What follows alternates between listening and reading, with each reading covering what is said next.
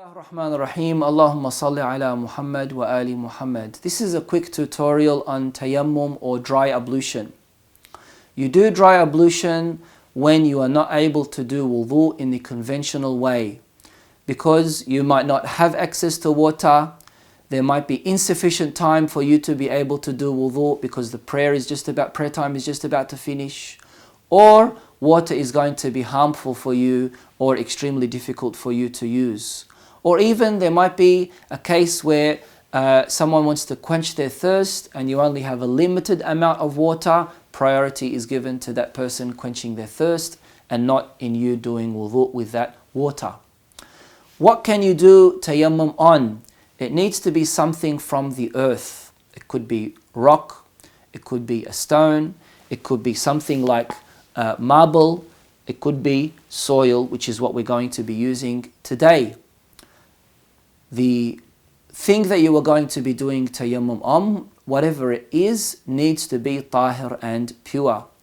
Before you start your tayammum, you need to make sure that you remove anything that would prevent your hands getting to the soil. Like for example, a ring, you need to remove the ring. And then you start with one particular thing. Like any other act of worship, you start with your niyyah and your intention. The niyyah is in you doing tayammum and making sure that before you even do so, you have no hair also preventing your hands from striking your forehead. There are 4 things that you are going to do with tayammum. Number 1, as we said, is the niyyah. Number 2 is you are going to strike the soil with both hands at one time.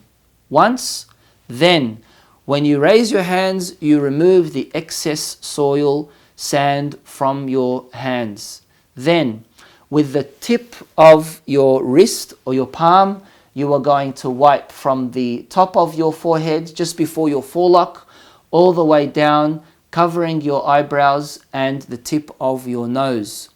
What some people would do is, when they are doing their tayammum, while they are wiping over their forehead, they go a little bit to the left and a little bit to the right. This would be because then you need to make sure that you are wiping all of your forehead, including the top of your eyebrows, all the way down to till the tip of your nose.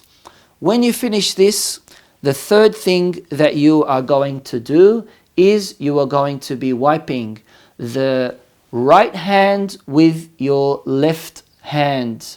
And you do it in this particular way. You need to make sure that you are including from the beginning of your wrist and then wiping downwards. And then when you finish wiping your right hand, you do the same thing with your left hand. And this is the end of tayammum.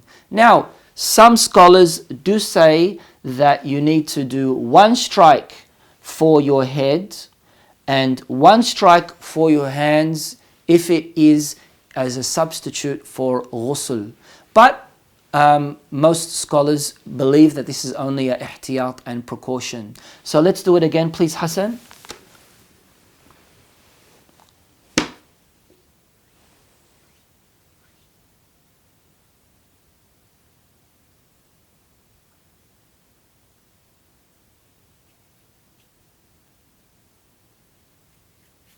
And this would be the end of your tayammum, which means you can perform your prayer normally, perform any other act of worship with this tayammum.